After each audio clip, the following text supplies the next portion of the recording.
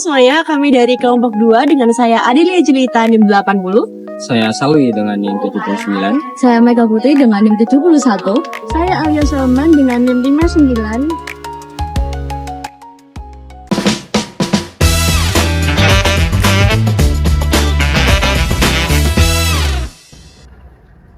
Halo semuanya, selamat datang di podcast Psikologi Sosial. Di sini kami membahas kisah-kisah nyata di balik keputusan besar dalam hidup mahasiswa. Hari ini kita bakal bahas sebuah tema yang sangat relevan, yaitu dampak skema sosial terhadap persepsi mahasiswa dan pengambilan keputusan, khususnya untuk teman-teman yang merasa salah jurusan. Bersama saya sudah hadir narasumber dari Universitas Negeri Surabaya dengan jurusan PGSD. Tapi, tahukah kamu, sebenarnya ia pernah bercita-cita untuk masuk ke jurusan akuntansi Universitas Airlangga. Yuk kita kupas kisahnya dan coba pahami seberapa besar sih pengaruh lingkungan sosial dalam keputusan ini. Baik, teman-teman sekalian, jadi di sini akan masuk ke sesi pertama, yaitu cerita pribadi dari narasumber kita. Nih udah datang nih narasumber kita ya dari Universitas Negeri Surabaya. Bisa perkenalkan diri dulu nggak Kak? Halo teman-teman, perkenalkan nama saya Geria Amelia Sasi Kirana. Aku angkatan 2024, jurusan Pendidikan Guru Sekolah Dasar. Oke guys, jadi kakaknya ini setelah tadi saya dengar dari Kak Mega, kakaknya ini dulu pernah bercita-cita masuk ke Universitas Airlangga jurusan akuntansi, tapi sekarang sedang berkuliah di Universitas Negeri Surabaya dengan jurusan PGSD. Boleh nggak Kak kasih cerita dulu, kenapa dulu pengen sekali masuk ke jurusan akuntansi di UNAIR? Oke, dulu itu aku tuh suka banget sama yang namanya hitung-hitungan ya. Aku tuh suka banget sama angka gitu, aku suka banget gitu. Terus ya emang skill aku nggak sebagus itu, cuman aku suka aja gitu. Terus aku kepikiran untuk jurusan atau prodi yang berhubungan sama akuntansi ini, sama hitung-hitungan ini tadi. Terus aku cari-cari, itu cukup lama ya, 2 tahunan gitu. Akhirnya ya aku memutuskan untuk ke prodi akuntansi gitu aja sih. Berarti ini kayak cinta pertamanya itu di akuntansi ya? Iya, karena aku suka sama angka gitu Kak, jadi ya udahlah. Boleh juga nggak ceritain kenapa akhirnya bisa ke UNESA, ke PGSD? Soalnya kan dilihat dari cerita kakaknya, kakak suka banget sama matematika. Sedangkan di guru ini kan kita mempelajari semuanya ya, nggak spesifik ke matematika. Jadi boleh diceritain nggak? Oke, kalau aku itu kan ngambil jurusan itu kan juga perlu konsul sama orang tua juga gitu. Ternyata orang tua itu suka kalau aku itu jadi guru karena melanjutkan juga dari orang tua gitu kan. Terus yang pertama ini tadi kan aku juga melihat sama potensi aku. Yang pertama itu aku pilih akuntansi. Ternyata aku nggak masuk nih yang pertama karena ya UTBK aku kurang kan, cuma 600-an gitu. Ternyata akuntansi UNER ini maksudnya 700. Aku kan ya nggak bisa gitu. Akhirnya ya udahlah, gimana caranya kuliah aja gitu awalnya. Oke, berarti ini guru ini termasuk kayak turunan gitu ya Kak? Dari orang tuanya. Ya. Kak siapa tadi? Sasi. Oh iya, dari Kak Sasi. Berarti ini sudah turunan, makanya setelah nggak masuk ke akuntansi memutuskan ke PGSD. Tapi ada nggak Kak perasaan pas awal-awal masuk kuliah nih, kayak perasaan, duh harusnya aku di UNAIR, kok aku di sini, harusnya di akuntansi kok di PGSD? Iya dong, pernah lah kayak gitu, kayak setiap aku lewat kampus B gitu ya, terus aku tuh biasanya kayak ya kalau lagi travel sama keluarga gitu, kayak jalan-jalan sama keluarga, aku selalu kayak kenapa ya aku nggak kesini, harusnya aku kesini gitu-gitu. Jadi kayak lebih ke guilty sama diriku sendiri gitu. Terus ada tekanan nggak sih sebenarnya? Kan kakak kan pengennya pertama akuntansi. Nah terus dilihat dari latar belakang keluarganya kakak kan PGSD. Nah setelah nggak lolos akuntansi terus masuk PGSD itu sebenarnya diarahin atau merasa tertekan karena orang tua emang di PGSD? Yang pertama mungkin emang ada tekanan ya, karena ya itu bukan passion aku gitu. Tapi ya kalau dijalanin ternyata apa sih, matkulnya ini nggak terlalu berat gitu. Jadi ya udahlah, gimana caranya aku bisa survive gitu aja sih kalau aku mikirnya untuk saat ini ya. Oke, berarti untuk saat ini sudah mulai enjoy gitu ya? Sudah enjoy. Tapi kakaknya masih ada pikiran kayak mungkin untuk S2 atau tahun depan mau coba daftar lagi ke akuntansi? Untuk saat ini enggak, tapi untuk Januari kemarin aku masih mikir buat UTBK ulang, buat biar masuk ke UNER gitu sih. Oke, berarti masih belum sepenuhnya itu ya strategi SD. Oke, sesi pertama kita udah selesai ya guys. Nah, setelah ini akan ada sesi kedua dari Kak Alia.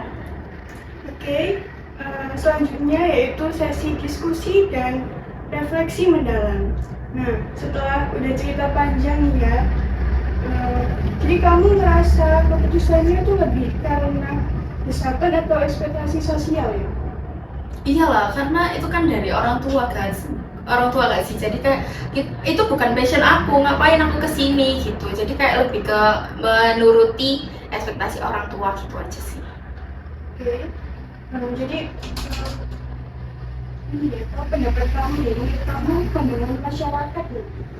Itu tentang jurusan itu ngaruh ke persepsi pribadi nggak sih? Iya banget. Aku tuh suka banget ya. Maksudnya ya UNER gitu kan, sama sih nggak keren gitu kan ya. Kalau UNESA tuh ya keren, tapi kayak untuk jurusanku sendiri itu biasanya kayak agak dianggap rendah gitu.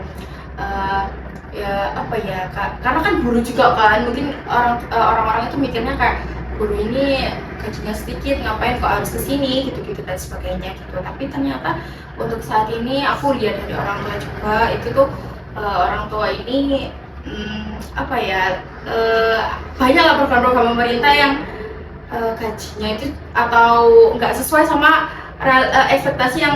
ekspektasi stigma buruk lah tentang si guru ini gitu. Jadi ya pandangan aku tentang maksudnya aku lihat PGSD ini tuh kayak aku tuh nggak pernah bangga gitu loh. Kayak setiap aku ditanyain ya, kamu jurusan mana gitu, terus aku bilangnya kayak ya udah UNESA gitu, cuman jurusan apa guru, cuman gitu, kayak aku nggak pernah menjawab sesuai sama prodi aku gitu. Nah, tapi untuk sekarang udah jalan 2 semester ya. Nah, tapi masih merasa nggak salah jurusan gitu? Kalau salah jurusan masih ya sedikit-sedikit gitu, tapi ya udah, gimana lagi. Pasrah. Oke, sekarang kita lanjut ke segmen jujur aja.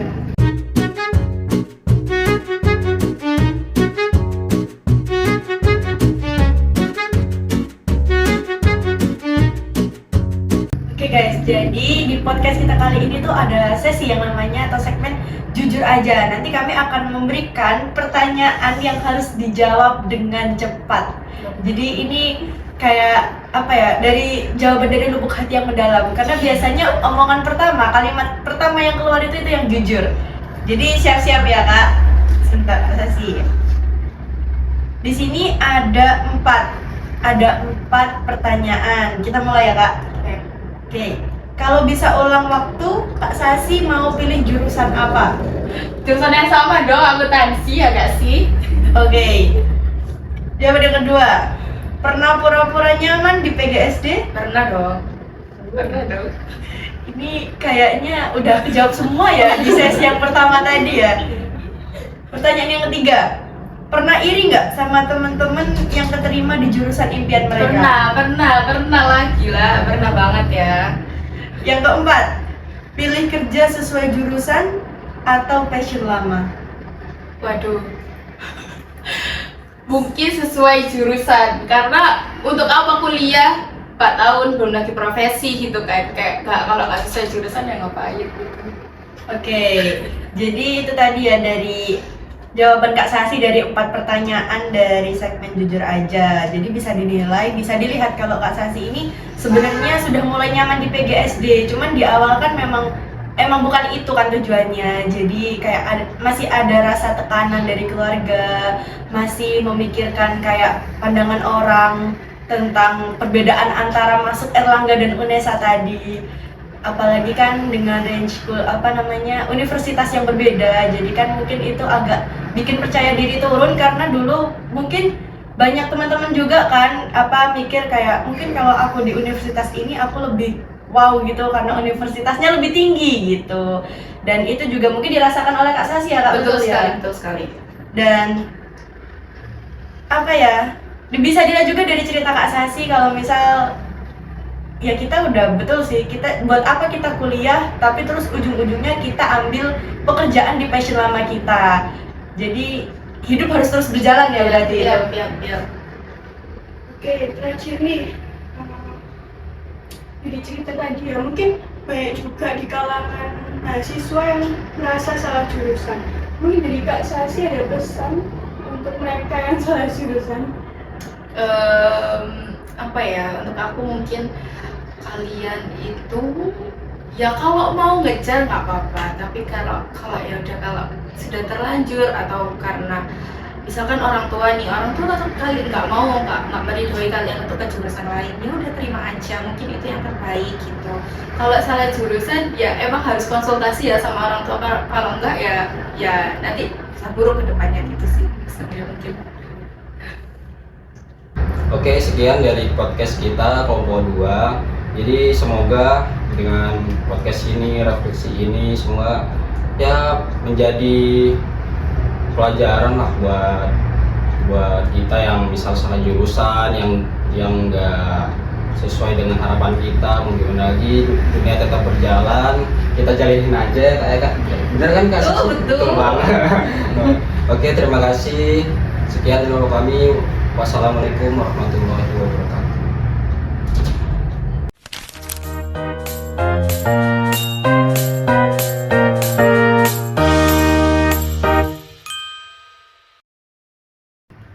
Baik, kita akan membahas tentang analisis teori yang sangat relevan ya dari podcast yang telah disampaikan. Di sini ada skema sosial dari Fiske dan Taylor. Skema sosial merupakan struktur mental yang membantu individu mengorganisir dan menginterpretasikan informasi sosial berdasarkan pengalaman dan pengaruh lingkungan. Dalam kasus Kak Sasi tadi, ia telah internalisasi skema sosial yang mengategorikan jurusan seperti akuntansi sebagai jurusan yang bergengsi dan PGSD sebagai jurusan yang aman atau paling sesuai untuk perempuan. Skema ini tidak terbentuk secara tiba-tiba, melainkan melalui proses panjang sejak kecil, dipengaruhi oleh nilai-nilai yang ditanamkan dalam keluarga, opini masyarakat, serta stereotip sosial yang berkembang. Akibatnya, meskipun narasumber memiliki minat atau potensi di bidang lain, ia cenderung menekan dorongan internal tersebut demi memenuhi harapan eksternal yang telah dibentuk oleh skema tersebut. Ini menunjukkan bagaimana skema sosial dapat menjadi pedoman sekaligus tekanan yang mempengaruhi keputusan penting dalam hidup, termasuk pilihan jurusan kuliah. Oke, untuk selanjutnya yaitu teori konformitas sosial. Konformitas sosial adalah kecenderungan individu untuk menyesuaikan sikap, nilai, dan perilaku dengan norma sosial yang berlaku dalam kelompok, terutama ketika ingin diterima secara sosial. Dalam studi Solomon S, terlihat bahwa individu akan mengubah jawaban atau pendiriannya agar selaras dengan mayoritas, meski mereka sebenarnya mengetahui jawaban yang benar. Dalam konteks narasumber, ia menunjukkan perilaku konformitas ketika lebih memilih mengikuti saran orang tuanya dan temannya dibanding mendengarkan kata hatinya sendiri. Meskipun ia memiliki keinginan pribadi, ia menyesuaikan diri dengan ekspektasi sosial agar tidak dicap melawan atau tidak tahu diri. Hal ini memperlihatkan bahwa tekanan dari lingkungan sosial sangat kuat dan dapat memengaruhi keputusan besar dalam hidup meskipun bertentangan dengan keyakinan atau nilai pribadi. Oke, selanjutnya dari teori pembelajaran sosial dari Albert Bandura. Menurut Bandura, individu belajar melalui observasi terhadap perilaku orang lain dan konsekuensi dari perilaku tersebut, baik berupa penguatan maupun hukuman. Narasumber mempelajari bahwa memilih jurusan akuntansi dikaitkan dengan kesuksesan dan kestabilan hidup dari figur-figur di sekitarnya, seperti kakak, teman, atau tokoh sukses dalam lingkungan sosialnya. Selain itu, ia juga memilih penguatan sosial saat memilih jurusan PGSD, seperti mendapat pujian dari keluarga yang menganggap pilihannya realistis dan sesuai dengan harapan. Sebaliknya, saat ia menunjukkan minat pada jurusan yang kurang umum atau tidak sesuai ekspektasi, ia menerima hukuman sosial, misalnya diremehkan atau tidak didukung. Proses inilah yang memperkuat keyakinannya untuk memilih jurusan berdasarkan penerimaan sosial, bukan berdasarkan keinginan pribadi. Dengan kata lain, ia belajar dari lingkungan bahwa menjadi seperti orang yang sukses berarti mengikuti jalan yang telah dibenarkan oleh masyarakat. Yang keempat adalah disonansi kognitif dari Leon Festinger. Disonansi kognitif terjadi ketika seseorang mengalami ketidaksesuaian antara keyakinan, nilai, perilaku yang kemudian menimbulkan ketidaknyamanan psikologis. Dalam kasus ini, narasumber mengalami konflik batin antara jurusan yang sebenarnya tidak ia minati dengan kenyataan bahwa ia tetap harus menjalaninya. Ia tahu bahwa pilihannya tidak mencerminkan dirinya secara utuh, namun tetap meneruskannya karena alasan sosial dan juga turunan keluarga, karena orang tua narasumber merupakan PGSD, jurusan dari keguruan. Ketidaksesuaian ini menimbulkan stres, kebingungan, dan bahkan kelelahan mental saat awal narasumber memasuki masa perkuliahan. Rasa tidak puas yang ia alami dalam perkuliahan merupakan manifestasi dari disonansi tersebut. Dalam jangka panjang, jika konflik ini tidak terselesaikan, bisa mengganggu kesejahteraan psikologis dan membuat individu merasa terjebak atau kehilangan arah. Jadi, kesimpulannya, keputusan narasumber dalam memilih jurusan tidak semata-mata didasarkan pada minat pribadinya, melainkan hasil dari dinamika kompleks berbagai faktor psikologis dan sosial. Skema sosial membentuk cara pandangnya terhadap jurusan tertentu sejak dini. Sementara, tekanan konformitas sosial mendorongnya untuk mengikuti harapan lingkungan agar tetap diterima secara sosial.